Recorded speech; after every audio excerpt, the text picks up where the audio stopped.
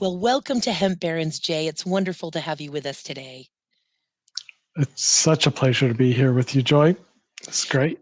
You are one of the more humble rock stars of hemp, so you will please forgive me while I have to tell the listeners that you're a personal hero of mine, Jay Noller, a professor of landscape pedology, obviously with research involving the disciplines of soil science, geomorphology, art, and archaeology. You come from early in all of this, the late 80s, early 90s, from Colorado State University. You are a soil artist, but have also spent 20 years at OSU as head of the Department of Crop and Soil Science.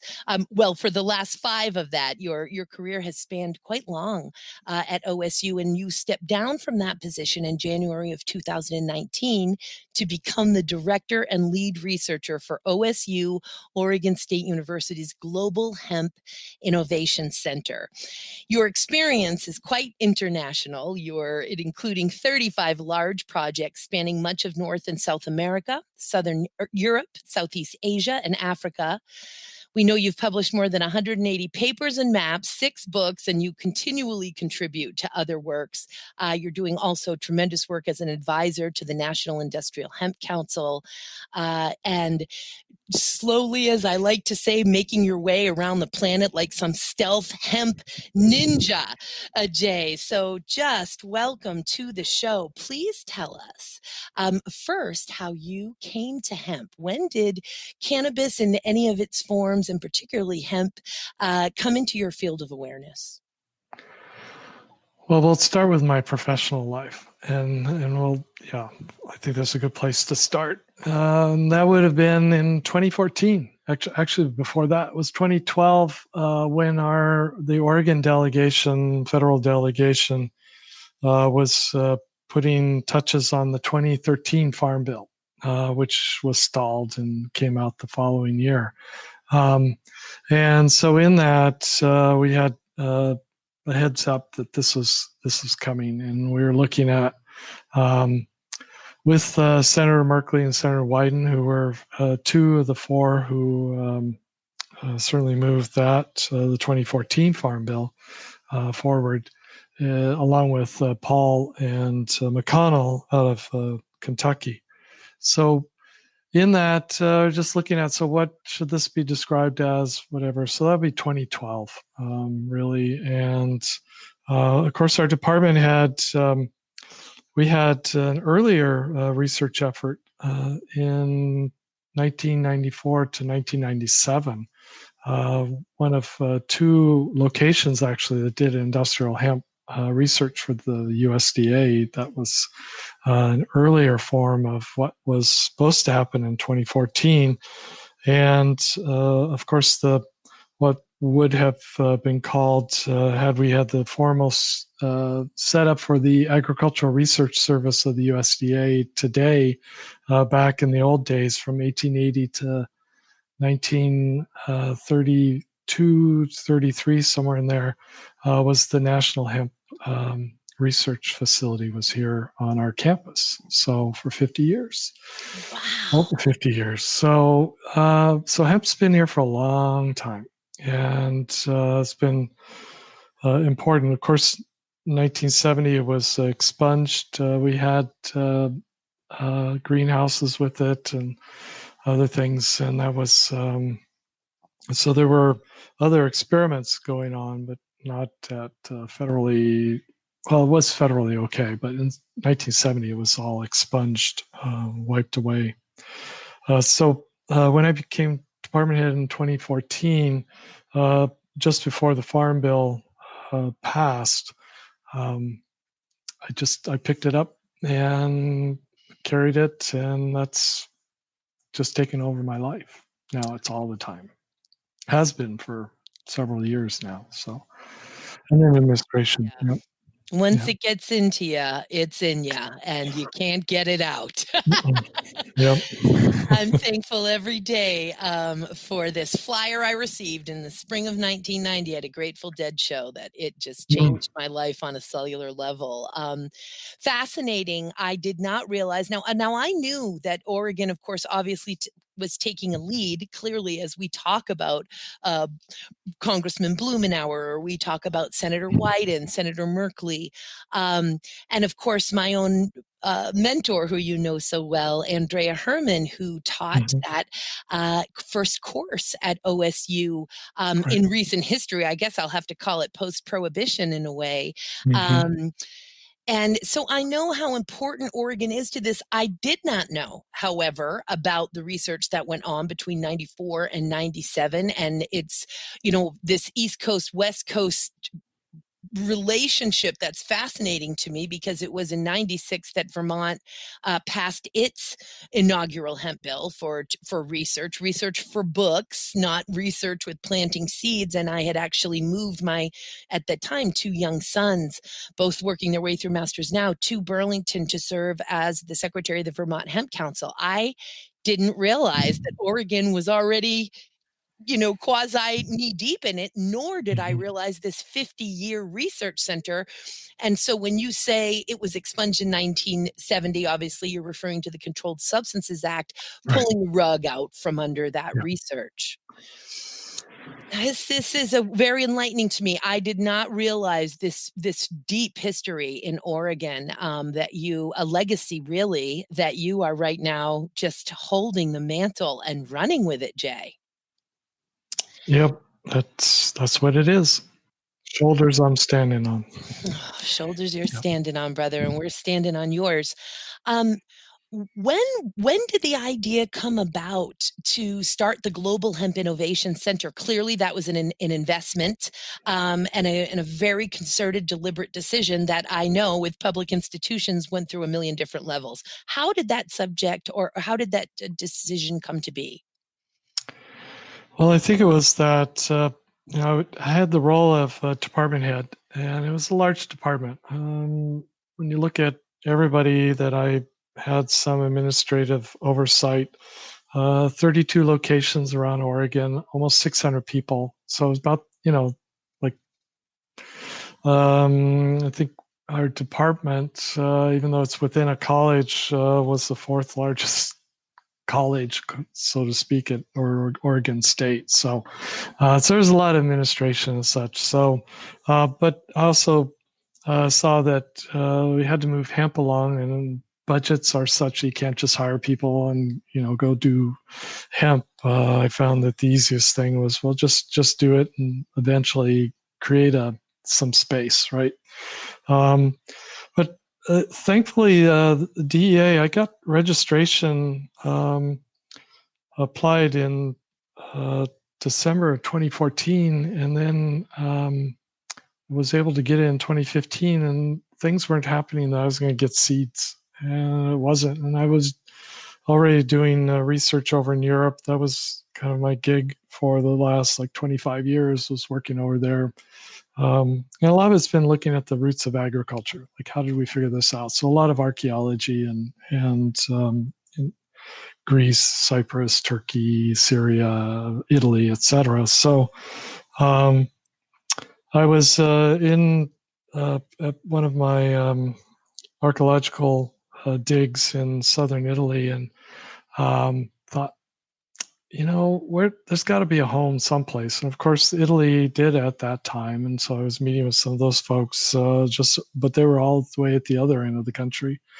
And after meeting up with them, they said, "Oh, you need to go over. Why don't you go over to Eastern Europe?" And I thought, well, I'm kind of there. So then I just dropped in Serbia, and it's been a match. So we just started working together. 2015, and that just continues. I have a grad student there right now, so she's fortunately able to keep doing her field work and lab work and such. So it's been a good partnership, and of course that's branched out to nearby countries. So most of the southern tier of European countries we work with. And then it's 2018 when I started working in China. And so, news has come out lately of some cultivars that it helped introduce in 2018. And so they're slowly following my plan to get forward. And so that's So I'm saying, like, how did hemp happen? It's just like it's now become everything. And, so last year, I think I flew around the world, I think 5 times. I was in China every month, Europe every month, just because you got to keep the projects going. And so it was like, I can't be department head anymore. My faculty have no idea who I am. I'm not at home. And it's like, you're always around the globe. And it's just like, well, okay, why don't you just, we're innovating. It's global. It's hemp. And this is sort of the navel, and you can't use navel. So you have because you look at that, but let's call it a center. So it's Global Hemp Innovation Center. Yeah. And essentially what you've created, you with obviously Yeah. support Yeah. from OSU, is Mm-hmm. the nation's largest center of its kind. 40 faculty, and I'm sure that's growing. Yeah, Represent we're north of 60 now, I think. north of 60. Wow. Yeah. At least 19 different academic disciplines engaged in research, teaching, and extension services. Is that right? Yeah. Oh Yeah. my gosh, So just incredible. And business, pharmacy, veterinary, all the ag, everything in ag you would think about. Of course, engineering, forestry, it's really into it. Economics, art, of course, My whole chemistry, thing is the paint, nanotechnology, any right? nanotechnology in there? Yeah. Yeah. The engineering and all. Right. WSC, that's what it is at OSU, right? Wood Science and Engineering. Mm-hmm. Yeah. Yeah. Uh, That's the course. and so, and let me ask you this. A lot of folks, they think of hemp these days. The average, at least American consumer, is thinking CBD. After all of these decades, you say hemp, and I still think oilseed and fiber. But as we know, extracts and cannabinoids these days do tend to take up, as I like to say, all the air in the room. And I'm also grateful for them because folks that we could get interested in all that hemp is and can be and can do and all of the benefits of hemp in terms of even adding them into your products, not to mention with proper employment of regenerative agricultural practices, its potential for healing the soil and the biosphere. While we can get people engaged in that, when they have a sleep problem or they have a shoulder pain or a knee pain that's been bugging them for 10 years or 10 months or 10 days, and that problem is resolved for them, now all of a sudden they're listening. So very grateful for CBD and extracts to bring all of this awareness. I didn't see it coming. The plant's always surprising us, as you well know, and but I didn't see it coming 20 years ago, and then it hit us all like a ton of bricks 6 years ago, and now I embrace it all because this is how we're getting folks to us. But where is your heart song in hemp, Jay Noller? We've got extracts, we've got hemp fiber, we've got hemp grain, oil seed for obviously that nutritional dense profile for human and animals, and certainly an amazing industrial purposes. Where is your heart song in all of this? Well, for me, it's a lot or all of it. And I know that's like, what is your specialty? You got to specialize. And it's like, no, I'm not. I'm an autodidact, polymath.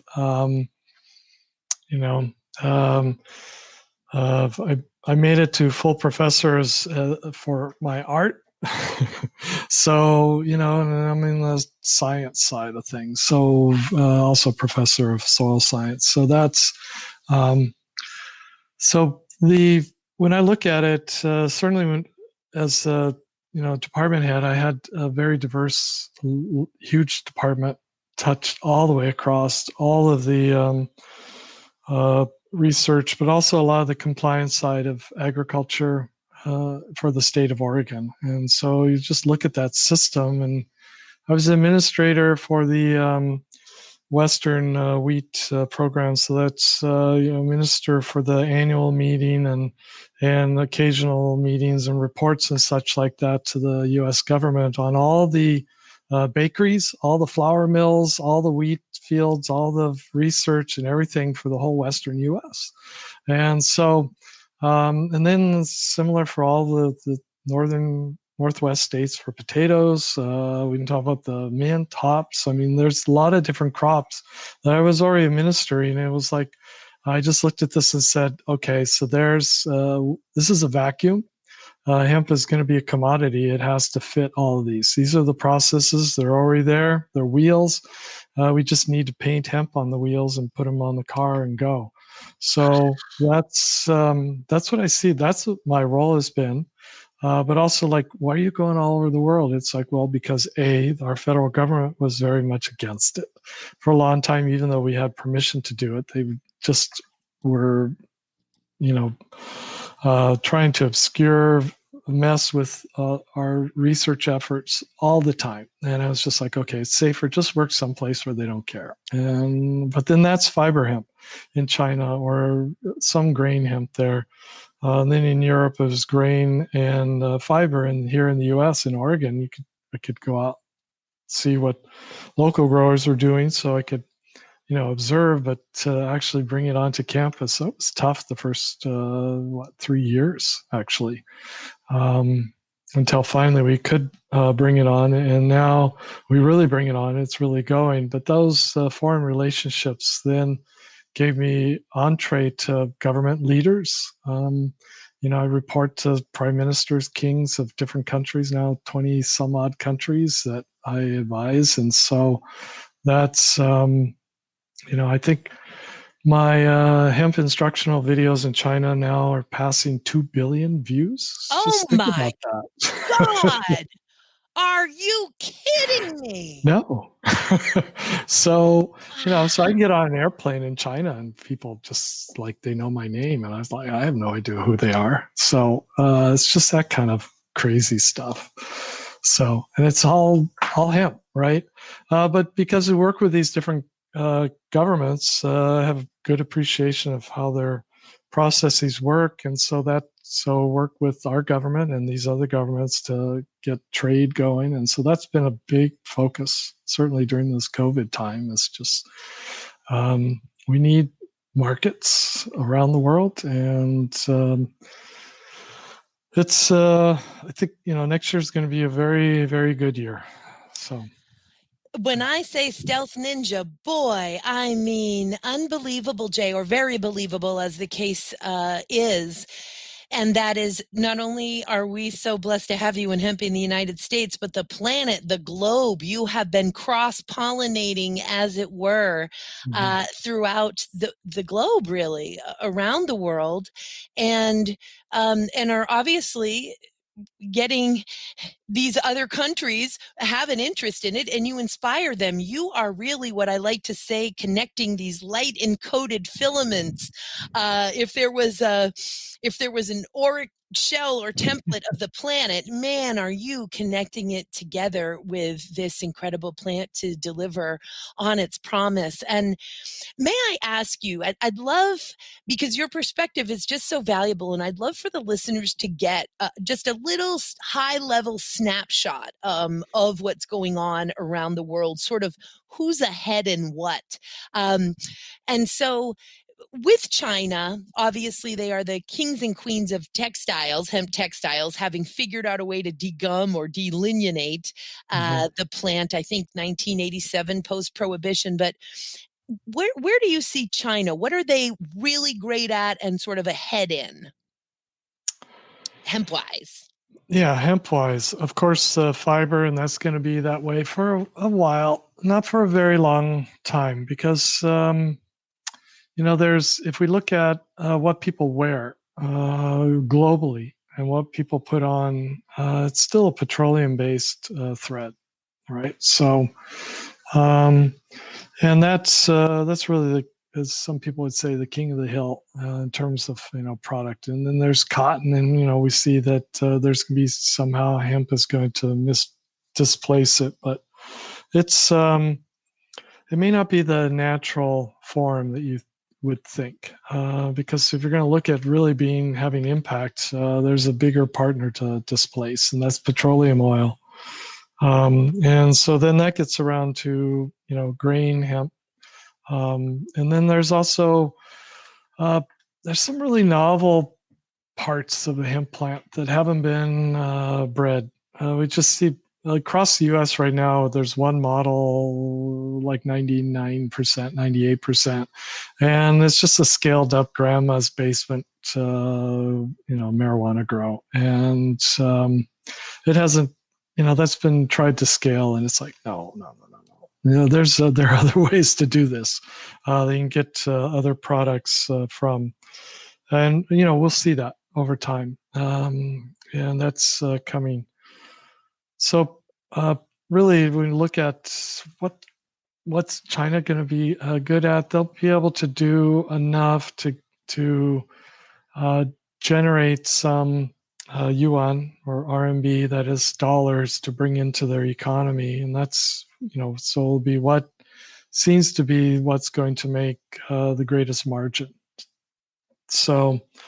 But that's, CBD is still a ways away. I see people talking about, oh, China's just swamping us. And it's like, you know what? I think I've walked through every single one of their factories. And it's like, just chill, people. Just totally chill. I don't know. You're making up stuff. That's actually your neighbor down the road.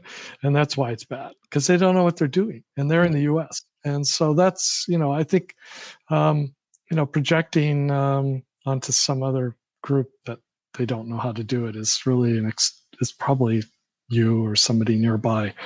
So look there first. They're not going to be there for a while, and if they do, they have a huge demand just for cosmetics, and that's where it's going to go in. That's where it's allowed. That's where the government has created the legal framework to move it. And they're almost 2 years away from where that starts to really kind of scale up. And then some of it may come across the Pacific, but that was accidental. That's not by really any purpose, other than somebody making a trade, but they had no touch with hemp. It's just they see a margin and they're going to move it. And that's going to be true for most of the Asian countries, large middle class. And so cosmetics is a big part of the business. And so that's when I look at what folks are doing here in the US, it's like, okay, you got isolate, nice, or you have crude or whatever. But your market isn't that far away. At least you get to a harbor and then the ship takes it. And that's things will go. So they'll get there somewhat, but even like corn, soybeans, all the agricultural products, they have to import. The Belt and Road system is set up so they can bring in, so they can grow their needed resources and bring them into the country. So it's going to be whatever's favorable for tariffs, et cetera.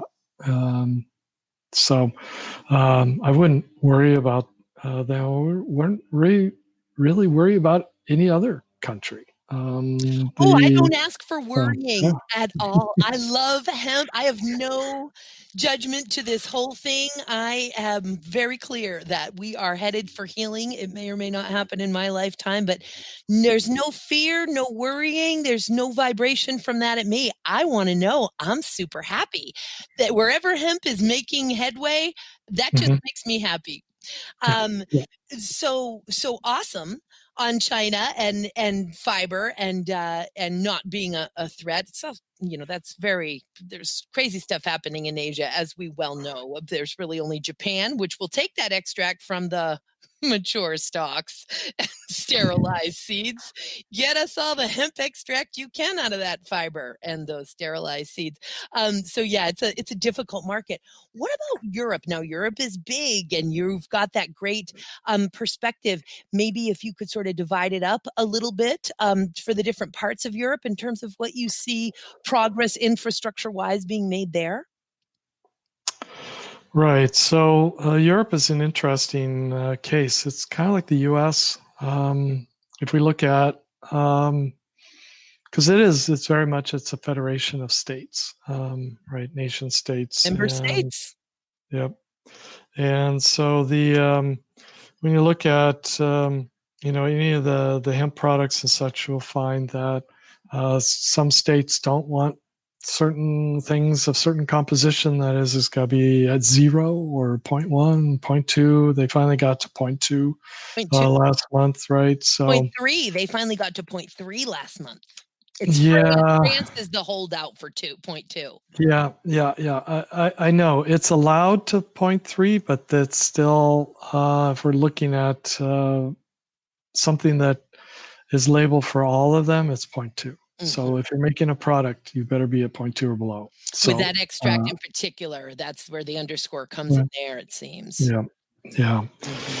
And then, of course, each country can have its own more strict or not less strict rules. Although they do get to define certain things that they've been doing it for a while, and they can demonstrate they've been doing it for a while. So, you'll see that it's all over the place. I think if looking at the latest map in terms of the different categories of countries, what is it? It's almost a dozen different categories. So that means, it's not one size fits all. It's kind of like the states, here. Oregon's very, very permissible, whereas Idaho, no way, there's nothing. So, and then you have things in between.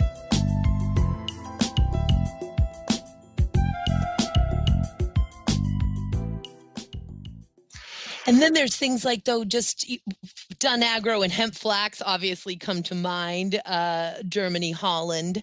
And we know there are certain things going on in Lithuania, Ukraine. Fiber, there is certainly some extraction going on, but anything that you could sort of tell us there, again, just around infrastructure and the different types? Or have I basically, have the two of us already explained that from a high level at this point? Well, I mean, let's look at France, right? There's only 2 licenses for CBD or, cannabinoid extract. That's it. Deux. 2. Okay. So you have a lot of people say, I can do it, blah, blah. It's like, well, okay, let's look at it from the top down. So the top only thinks there's 2. So maybe there are others, but, you'll be found. And then you look at other countries where they want it all centralized. Others, it has to be planned in. They're still working on the plans. They're going to be working on plans for a while. That's just another way to say yes, but. So there's a lot of yes, but. Yes, you can, but it's going to be 5 years. But they're not going to tell you 5 years. But that's kind of in their bureaucratic head. And then there are those that are like, let's just go.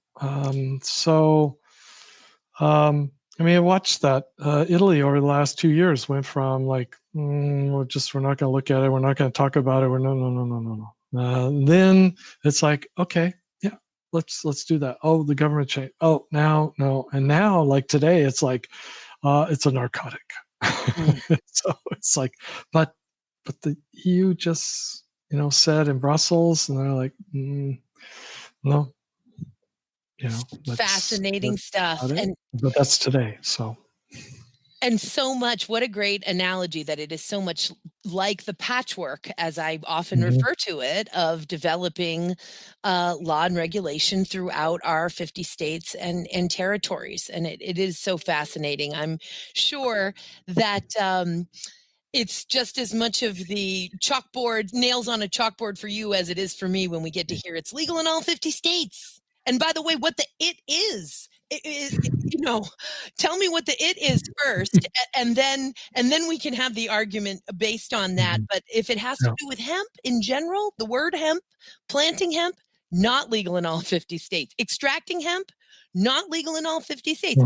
Extracting hemp for dietary supplements, not legal in all 50 states, not even kind of acknowledged at the federal level. But of course, we have some brave states that are allowing those products to be marketed as dietary supplements. It's a fascinating situation. And then, of course, Australia is, thank you, Paul Benham, is starting to come along. I think now humans can actually consume hemp grain now in the country of Australia. It's a big deal.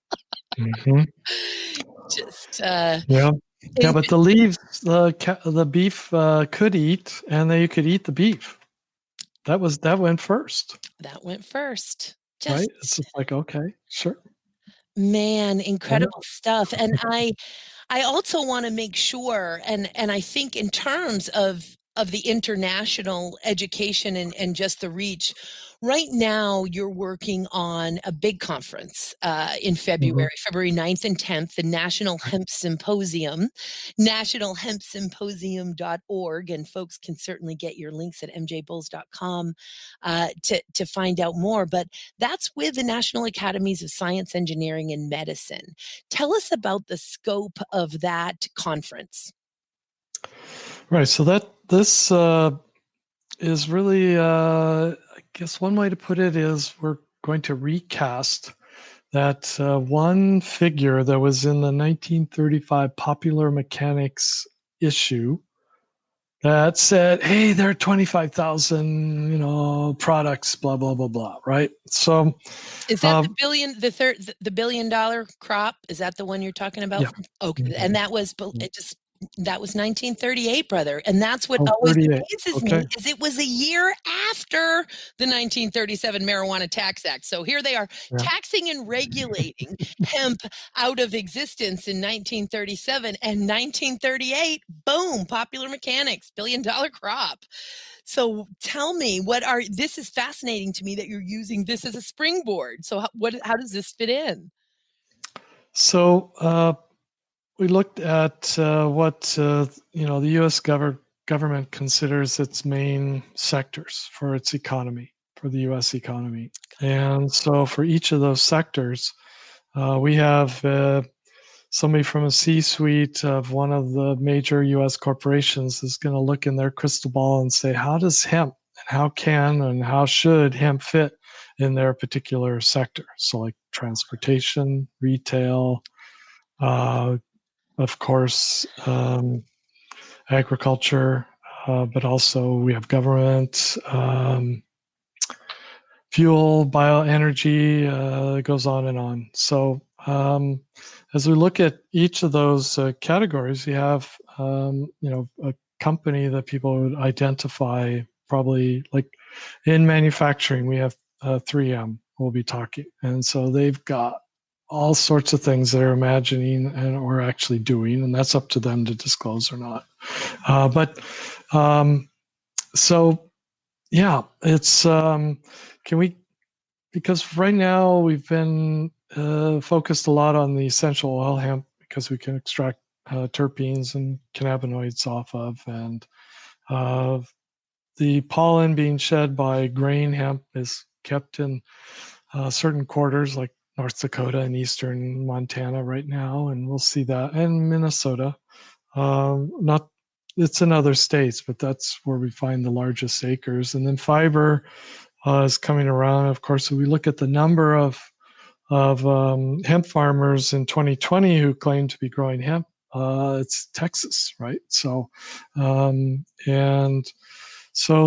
they all have to be growing it for some reason, right? And so this is giving folks an idea of what we need to do. And because it's the National Academies of Science, Engineering, and Medicine, of course, we need to talk on those various topics. And so how do researchers, innovators think ahead? And so that's to get sort of be that reset, if you will. And let's look at the whole thing, because there's a lot here and it can fit in across the economy. And it should, I guess the secret is out, and that is we actually have speakers who are going to say hemp fits across the entire U.S. economy.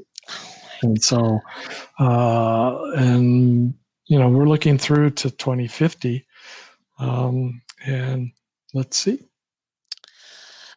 This is more of, man, and Jay, and this is more stealth ninja. This is exactly what we need. Hemp is the great blender, the great synthesizer. When we add, particularly, as you well know from David Sieber, who can describe it in its simplest form, just in terms of how they developed Hemp Shield, that low VOC wooden deck stain, and realizing as he worked with Forest Paint there in Southern Oregon, a several generation sealant and paint company, family company that knew how all of these different VOCs worked together, had seen it all before, but then they add some hemp seed oil into it. Some special things had been done to that hemp seed oil, but in any event, to see things working better together in new and different ways that they had not seen, that they did not expect. And so it does it on that level. It does it as on the huge scale. So we're talking micro and macro.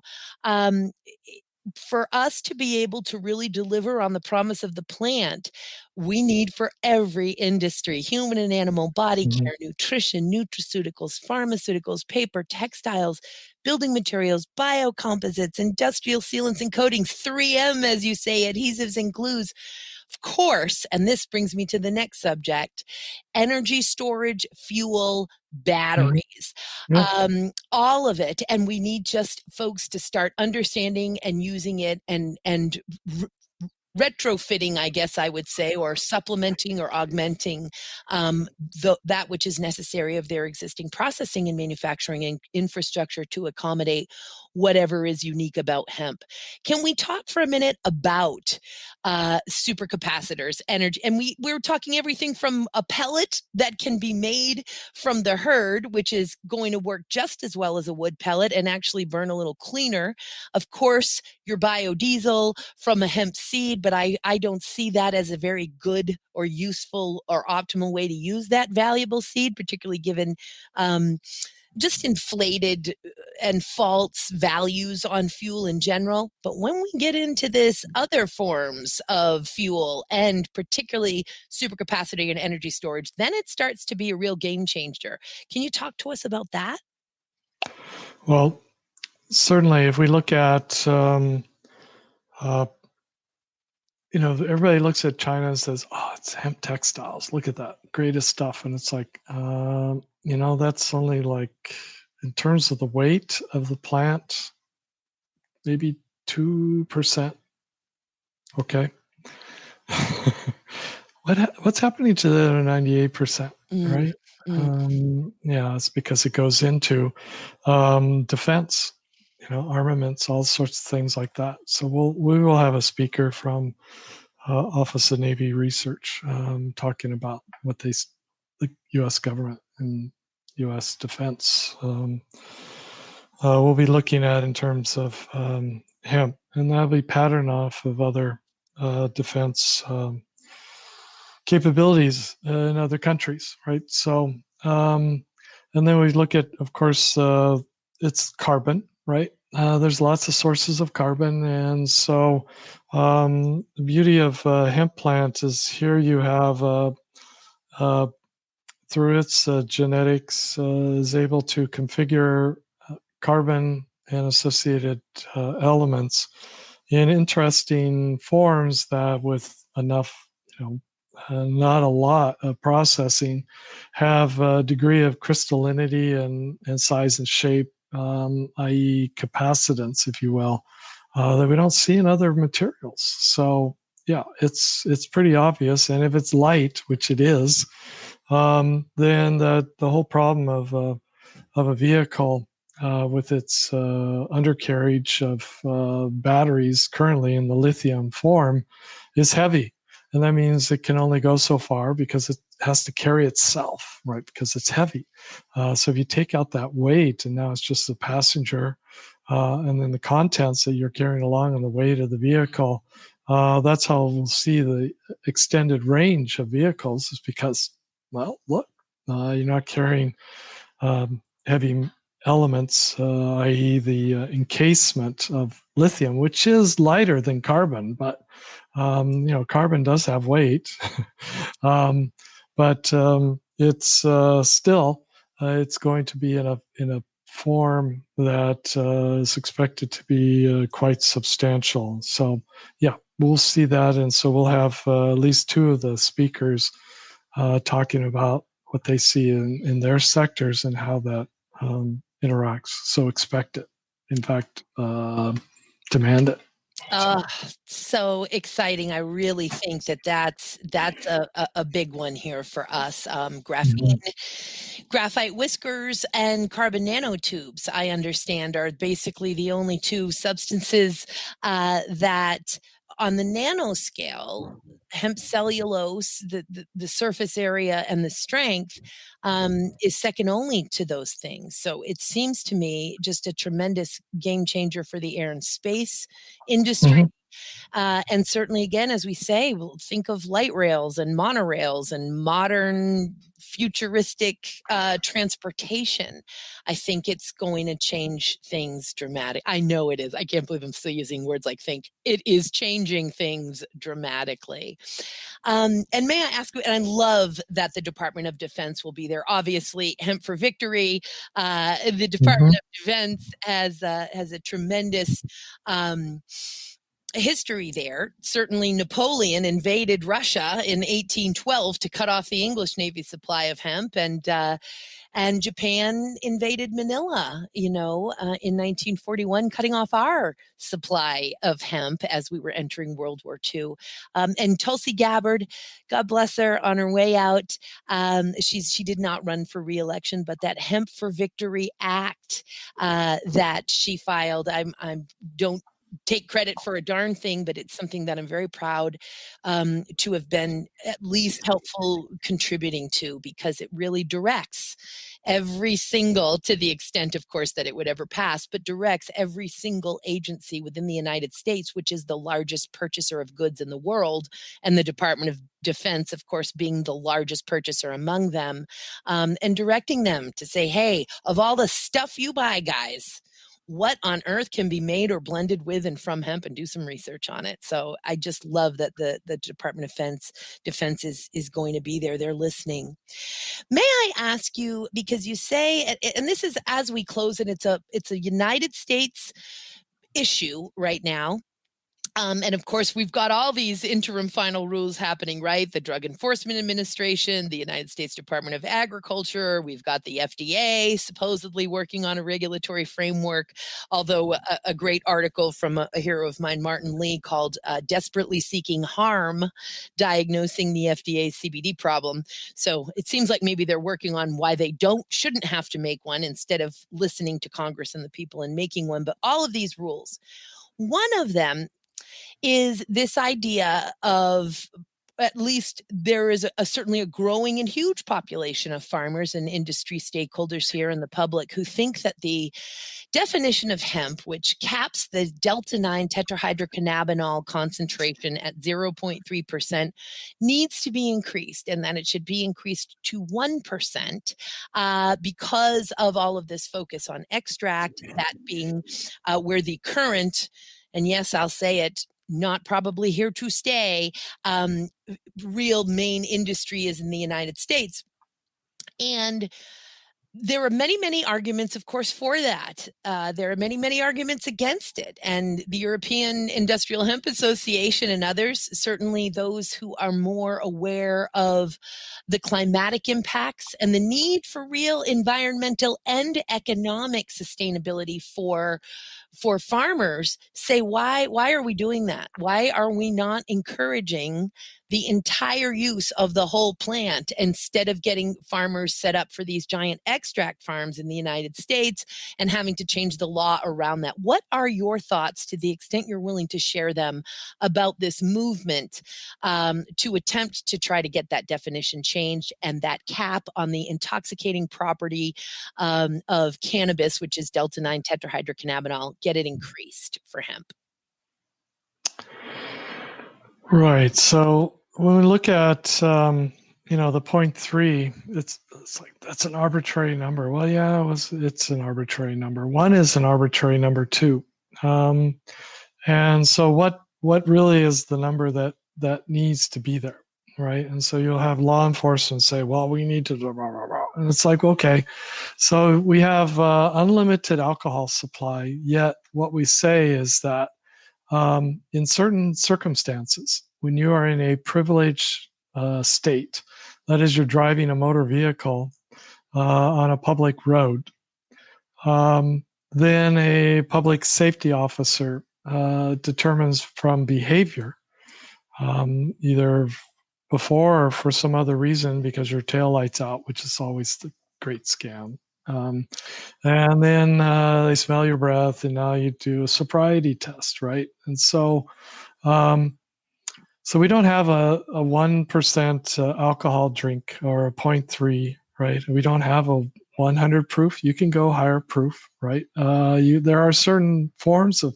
alcohol that you are not allowed to sell for consumption, wood alcohol being one of them, and for good reason, because you drink that, you're dead. So it's where is the pressure point right now? It's we are pressuring biology, not the people who are using the biology. And so my sense is that, and we're probably getting very close there, if not this upcoming administration, but soon thereafter, is where we finally realize that, you know what, all that stuff, it's what purpose does that serve? It's more, what is the person doing in the public space, and that's where a public safety officer has that role. So we think that the percent is not important. If we look at a number of countries, China's one of them, where it's like, so tell me, that seed, what are you going to do with that? I'm going to plant it. And what's going to happen to it when it grows up? It's fiber. Oh, okay, no problem. They don't come out and test it. They don't do anything. You just tell them, this is my intent. It's a seed. It's my intent. This is where it's going. Grain, same thing. You're doing it for CBD. Oh, okay. Now, tell us, and then it gets, it now moves into that direction, and we're missing that in the U.S. because somebody who's growing grain hemp is under the same restrictions as somebody growing something that's just always running just a little hot, right? And so I think the USDA recognizes that. This is, they're following what Congress says, and Congress is worried. We have some states wherein you're looking at part of the economy is dependent on the enforcement of this particular number. And you change that number, and it's like, wait a second, our economy is going to suffer because that number isn't in the right place, which is disruptive, right? So to a certain tax. So to me, product specifications and intent of the material, because we're just now finally starting to get some U.S. government registered hemp varieties. In a few years, we'll be in a place where it's like, oh, you're growing that? Well, whatever. And then they will move to that. So the next, revision will address that. And the one after that will definitely be like, you're growing something that falls into this product specification, just go. If you're over here in the extractive for cannabinoids, and you're going to try to hew close to a number that goes into another product category, it's not that you're going to get, it's not a criminal act. It's that the market's going to say, you just went over the line, so now you're over in that, and there's a lot of people in that category, and so that's the market you move into. So then folks are going to pull back because they want to make a better profit. So I think product categories, specifications, APA's come out with theirs, so has 9, 10 other different groups, and those all have to be worked out, although some of them are germane to a particular industry, which is, again, when we look at like our symposium, it's that when hemp finally grows up, this is how we'll look at it. This whole thing about, is it 0.3, is it 1, is it 7 or 10? It's just like, come on. It's what is your market? What are the product specifications? Are you able to meet them? Because if you're not, they're not going to buy it, or you're going to get a much lower price for it. So I would think, we're looking at just reinventing the world is to say, here's a product category, and if you go above that, you don't get you get a premium. If you're under the number, you don't. If you go over it, and then you just keep moving along like we do with every other commodity. And so the farmers are like, my wheat, my soft winter wheat, is it at 9? Yeah. Is it? Because if I'm at 9.5, I'm not going to get the premium. I want to be at 9. So they're not trying to push the number. They're growing in a certain region. They know after time that's where they're going to go, because it's going to go to an East Asian soft cake, sponge cake market. And that's a lot more profitable than, some Midwest millery. So, yeah. Absolutely, intended use is no doubt the way to go, and I know that this is a temporary. I often say, if folks thought that we were going to come from hysterical prohibition into some common sense right out of the gate law and regulation, that's just not how it works. Stamp your feet all you like and beg to get a cookie, but that's just not how it works. But boy, are things evolving ever so quickly. And while we are in this 0.3 type of, and as you say, still so many delicate areas of 0.2, but have the European having gone into 0.3 recently.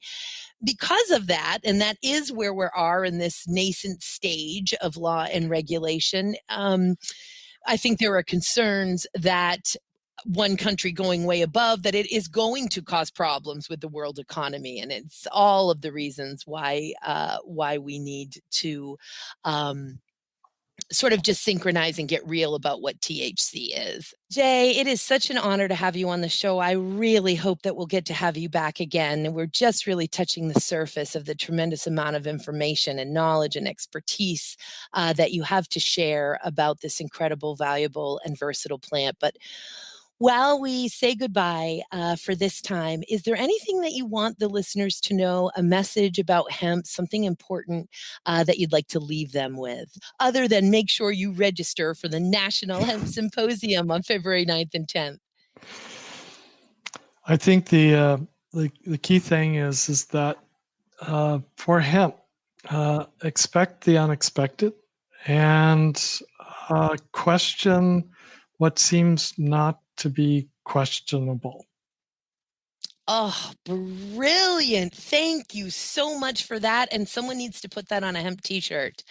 Jay, wishing you so much good health and happiness in the next year. I cannot wait to continue to watch your lotus petals unfold, brother. And thank you for everything you do for this plant all around the world. All right, Joy. Likewise. Thank you.